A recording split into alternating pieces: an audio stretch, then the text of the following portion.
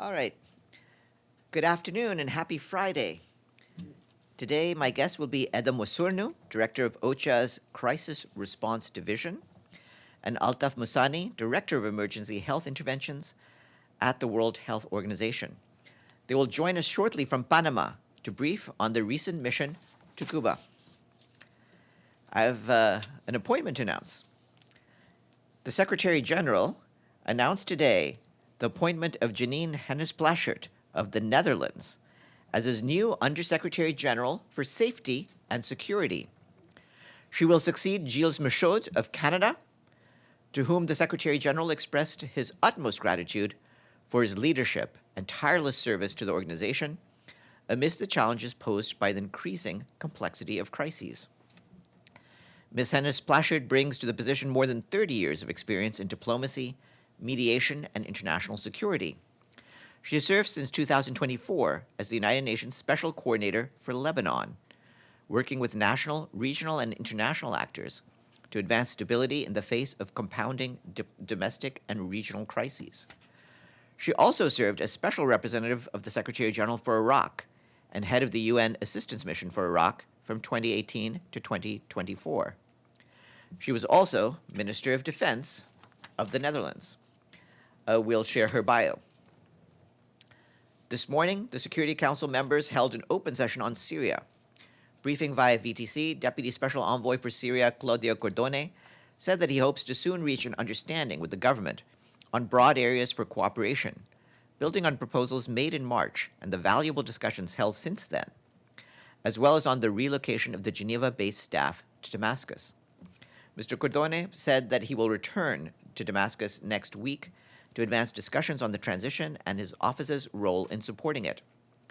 For his part, Undersecretary General for Humanitarian Affairs Tom Fletcher warned that humanitarian needs in Syria remain significant. About two-thirds of the population, that's about 15.6 million people, most of them women and children, require help this year. He added that current funding levels mean we will reach only about half of them. Almost halfway through the year, the humanitarian appeal is still barely more than 16% funded, with some $480 million received towards the $2.9 billion needed. He underscored that predictable and flexible humanitarian financing is essential to reach more people and make full use of improved access that we now have to many areas in Syria. In a statement we issued last night, the Secretary General welcomed the deal reached between the parties to the conflict in Yemen to release more than 1,600 conflict-related detainees, the largest such release agreed upon since the start of the conflict in Yemen. This achievement is the result of weeks of direct negotiations in Amman, Jordan, under the auspices of the United Nations. The Secretary General calls on the parties to move swiftly towards implementing the deal in cooperation with the International Committee of the Red Cross, so that families can be reunited as soon as possible. He also calls on them to work towards further releases, in line with their obligations under the 2018 Stockholm Agreement to release all conflict-related detainees for all. He calls on the government of Yemen and the Houthis to build on the positive momentum generated by Thursday's deal and engage constructively with the special envoy in Yemen towards an inclusive political process for a just and lasting peace in Yemen. The Secretary General further urges the Houthis to immediately and unconditionally release all arbitrarily detained personnel from the United Nations, NGOs, civil society, and diplomatic missions. He reaffirms that the United Nations system is determined to work through all possible channels to secure their safe release. The full statement is online. Assistant Secretary General Khaled Kiari spoke this morning at the commemoration of the 78th anniversary of the Nakba, in which more than 750,000 Palestinians were uprooted from their homes. Mr. Kiari said that the situation in Gaza today is a catastrophe of grave proportions. Since the horrific terror attacks by Hamas on the 7th of October 2023, devastation from the subsequent war is staggering, he said, adding that more than 85% of Gaza's population has been displaced, many repeatedly so. He said that in the occupied West Bank, including East Jerusalem, the UN continues to document systematic displacement of Palestinians, home demolitions, settlement expansion, and the proliferation of outposts, adding that more than 40,000 Palestine refugees have been forcibly displaced from camps in the northern West Bank since early 2025. The Secretary General has been clear, Mr. Chiari said. All Israeli settlements in the occupied West Bank, including East Jerusalem, have no legal validity, are in flagrant violation of international law and relevant UN resolutions. In Gaza, OCHA reports that on Wednesday, hundreds of families were forcibly displaced from areas in eastern Deir el-Bala to other parts of Gaza. Palestinian militia forces reportedly went to people's shelters and ordered them out. Newly displaced families say they also received phone calls from people who identified themselves as Israeli forces, instructing them to leave within a short span of time. Humanitarian partners supported families in identifying spaces to stay in and obtaining basic services. OCHA reminds us that most of Gaza's 2.1 million people are already displaced. Many are staying in overcrowded and underserviced sites, exposed to serious health and environmental risks. On the public health front, yesterday, the UN brought pesticides into Gaza to help address the growing risks related to insects and other hazards. So far, teams in Gaza have relied largely on small quantities of locally procured agents. A pest control campaign is now set to start next week, prioritizing areas where waste has accumulated within or near residential areas, as well as around food storage facilities and public markets. Humanitarian partners say that to provide a more complete response to risks linked to rodents and pests, the Israeli authorities must let in critical rubble removal and explosive ordnance clearance equipment and facilitate access to Gaza's 2 sanitary landfills near the Strip's perimeter. To give you a sense of how restrictive access still is, during the first 11 days of May, only half of the aid trucks from Egypt could offload at Israeli-controlled crossings along Gaza's perimeter. This doesn't include bilateral donations or commercial imports. Meanwhile, in the West Bank, yesterday, Israeli forces killed a 15-year-old boy in Nablus, reportedly for throwing stones. I have the following statement attributable to the spokesperson for the Secretary General on Ukraine. The Secretary General is alarmed that a United Nations vehicle was struck twice in Kherson City in Ukraine on the 14th of May. The clearly marked vehicle was part of an interagency humanitarian mission led by the Office for the Coordination of Humanitarian Affairs that had been notified to the parties well in advance. The United Nations is working to establish the full facts surrounding this incident. The Secretary General reiterates that international law, including international humanitarian law, must be respected at all times. Civilians and civilian objects, including humanitarian relief personnel and objects used for humanitarian relief operations, must be respected and protected at all times. Peacekeepers of the UN Interim Force in Lebanon continue to observe significant air and ground activity across the area of operations, including multiple Israeli airstrikes in both sectors east and west. Airstrikes were also reported north of the Litani River and in western Bekaa. Peacekeepers reported 377 firing incidents attributed to the Israel Defense Forces, and 15 trajectories of projectiles attributed to Lebanese non-state actors, including Hezbollah. Activity across UNIFIL's area of operations was characterized by sustained Israel Defense Forces operations, including high-density armored movements, large-scale engineering and demolition works, logistical traffic, and persistent artillery, mortar, and rocket fire. Yesterday, 3 mortar shells fired by the Israel Defense Forces impacted approximately 70 meters southwest of a UNIFIL position near Rumesh in Sector West. Earlier this morning, UNIFIL peacekeepers reported 1 impact inside and another near a UN position in Al-Bayada in Sector West, resulting in material damage to buildings within the position. We reiterate our call on all to uphold the inviolability of United Nations premises and ensure the safety and security of UN personnel at all times. Yesterday, the movement of UNIFIL peacekeepers was obstructed twice by the Israel Defense Forces in Sector West. Southwest of Al-Bayada, a tank halted peacekeepers escorting the Lebanese Red Cross, pointing its main gun towards the convoy and instructed them to leave the area. The convoy was later able to proceed. Additionally, near Nakura, a tank briefly blocked a UNIFIL patrol. Such restrictions are inconsistent with the obligation to respect UNIFIL's freedom of movement in accordance with its mandate and relevant Security Council resolutions. we call on all actors to fully respect this obligation. Despite the volatile security environment, UNIFIL continues to support humanitarian deconfliction efforts in coordination with the Office for the Coordination of Humanitarian Affairs. Yesterday, 3 humanitarian organizations conducted missions in the Tyre area. Today, the UN Humanitarian Coordinator and Resident Coordinator for Lebanon, Imran Riza, made a statement on the rising civilian toll from Israeli airstrikes despite the ceasefire announced on April 17th. He said that the violence has also taken an unacceptable toll on those working to save lives, underscoring the continued risks faced by first responders and medical teams operating in extremely dangerous conditions. Attacks affecting ambulances and frontline responders continue to raise serious concerns for the safety of civilians and humanitarian personnel. Since the announcement of the ceasefire, 15 attacks on healthcare have been recorded, resulting in the deaths of 12 healthcare workers and the injuries of 21 others. He underscored that international humanitarian law is clear. Civilians, including humanitarian workers, medical teams, and first responders, must be protected at all times, and the vital infrastructure civilians rely on must be spared.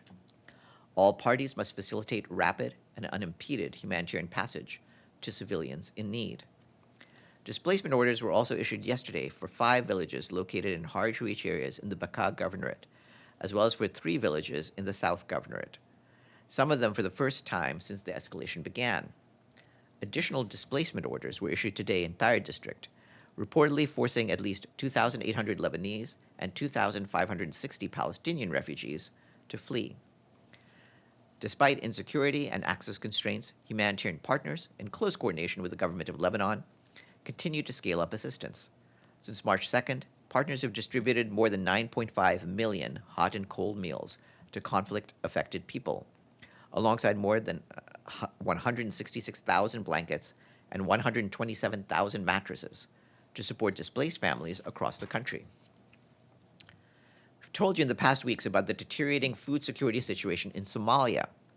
Today, the Food and Agriculture Organization, the Office for the Coordination of Humanitarian Affairs, UNICEF, and the World Food Program are warning that a rapidly intensifying hunger emergency is pushing 6 million people, almost a third of the population, into critical levels of food insecurity between April and June. This information is based on the latest Integrated Food Security Phase Classification Report. Somalia now includes one of the worst malnutrition crises in the world, impacting 1.9 million children, including 493,000 boys and girls who face severe malnutrition. This is also the first time since 2022 that Somalia is at risk of famine in Barkaba district in southwest state. You will recall that in 2022, famine was averted through massively scaled up and sustained humanitarian interventions in the aftermath of the longest drought on record. The current and worsening crisis is driven by multiple shocks, including severe drought, insecurity, extremely limited humanitarian assistance, and the ripple effect of conflict in the Middle East. Humanitarian assistance in the most at-risk areas is being scaled up, but this is happening within severely constrained resources. Coverage remains limited nationwide, with nearly 90% of people receiving little or no support. FAO, OCHA, UNICEF, and WFP are calling for an urgent scale-up of life-saving assistance. The humanitarian coordinator in Somalia, George Conway, also said earlier today that there's a narrow but critical window of opportunity in the coming weeks to prevent famine through rapid and expanded humanitarian action, improved access to food, and sustained monitoring and response capacity in hotspot areas. Turning to Sudan, the Food and Agriculture Organization, the World Food Program, and UNICEF warned today that nearly 19.5 million people, that's 2 out of every 5 people in Sudan, are currently facing crisis levels of acute food insecurity, IPC Phase 3 or above, across Sudan, according to the latest Integrated Food Security Phase Classification analysis. 14 areas at risk of famine across Greater Darfur. 14 areas are at risk of famine across Greater Darfur and Greater Kordofan. Conditions are expected to deteriorate further during the lean season between June and September. Meanwhile, humanitarian assistance remains critically inadequate compared to the scale of needs. Between February and May, humanitarian partners aim to reach 4.8 million people per month. However, only an estimated 3.13 million people received assistance in February. FAO, WFP, and UNICEF called for an immediate cessation of hostilities. The agencies also urged the international community to urgently scale up funding for food, emergency food production, nutrition, health, and water and sanitation services, as well as support for actions to rebuild livelihoods. Turning to South Sudan, where peacekeepers serving with the UN mission in South Sudan, UNMISS, are providing a protective presence for humanitarian partners and displaced communities returning to Okobo in Jonglei State. The return follows an outbreak of conflict in early March that caused widespread devastation and displacement. Through intensive engagement by UNMISS and partners, a fragile calm has taken hold, enabling the mission to facilitate the urgent delivery of much-needed humanitarian assistance. With the rainy season fast approaching, and with many roads soon expected to become impassable, UNMISS is also supporting the pre-positioning of critical supplies, so aid can continue reaching vulnerable communities in the months ahead. Today is the International Day of Families. This year's theme, Families, Inequalities, and Child Well-Being, underscores the need for stronger investment in integrated, family-oriented policies to reduce disparities and support healthy child development. Tomorrow is the International Day of Living Together in Peace, a reminder that fostering dialogue, solidarity, and mutual understanding is both an urgent necessity and a shared responsibility. Tomorrow is also the International Day of Light, celebrated on the anniversary of the first successful laser operation in 1960 by physicist and engineer Theodore Maiman. And Sunday is World Telecommunications and Information Safety Society Day. In a message, the Secretary General calls for greater investment in connectivity, from seabed cables to satellites, from local access to open standards and digital skills. Sunday is also the International Day against homophobia, biphobia, and transphobia. The Secretary General says that on this day, we affirm a simple truth: being who you are should never be a crime. That's it for me. Any questions before we turn to our guests? Yes, Edie and then Abdul Hamid. A couple of follow-ups, Farhan. First, on Yemen, you implied, but I'm not sure that what the status is of the staff from the UN civil society and diplomatic missions who are held in Yemen. Were any of them part of this release? No. In fact, this does not involve any of them. We appreciate this release, which is a very large and substantial one. But again, what we remind people of is, of course, the need to release all of those who have been held, all UN personnel, all international personnel, all non-governmental personnel. And again, remind people that that the immunities applying to the UN apply to all of our people, including, of course, our national staff as well. Second follow-up on Somalia. Can you tell us what the UN appeal is and what percentage is funded? Let me just.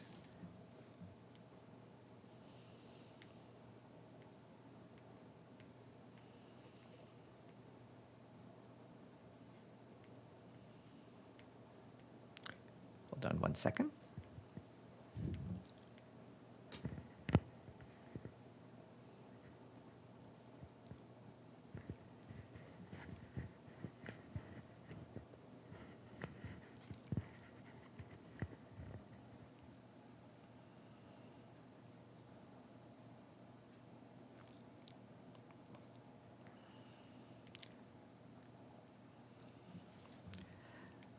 Yeah, the information I have on this on the analysis report is that it involves heightened levels of food insecurity for nearly 1.9 million people.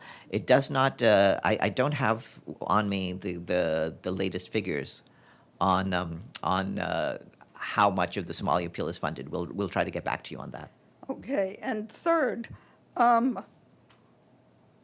You announced the new Undersecretary General for Safety and Security I'm sure many of us would be interested in having Undersecretary General Michaud do a briefing here before he leaves his post. Okay. He's someone who has not been very present in this room. Certainly, we have received a great cooperation from him and his office. So we hear from him a bit, but we'll also try to make him available to you before he goes. Abdulhamid? Thank you, Farhan. Can you update us on the prisoners exchange in Yemen, where this deal stands as we speak? Has been implemented or it's being implemented? The agreement was made basically after a considerable amount of negotiating in Amman. The deal was approved yesterday. Hans Grunberg came out with his announcement of that. It is the International Committee of the Red Cross that will be the largest body actually implementing this transfer of the various prisoners, and we encourage support for them. That has not yet begun. A very brief question on the 8th Congress of Fatah held in Ramallah. Was the UN represented there? Anyone attended the conference? I don't believe that we were personally present, but we've been in contact with the Palestine Authority and have been kept apprised of all the various developments. Okay. And another question. In your statement, you always say must. Settlements are illegal, it must be stopped. The word must keep repeated in your statement all the time. Mm-hmm. And that must should go to Israel, right? Can the SG see the Israel for what it is? A defiant, rogue, law-breaking state that does not follow what every other state in the world follows when it comes to international law? As far as that goes, we're no stranger to the fact that many member states, not just Israel, do not always heed our calls. Over time, you'll have seen that even those states that choose to ignore our calls are made to respect international law. There's a reason why international law exists, and we will continue to remind countries of their obligations. And over time, it is clear that, as with most member states, all of those states who are being called upon will have to respect their legal commitments.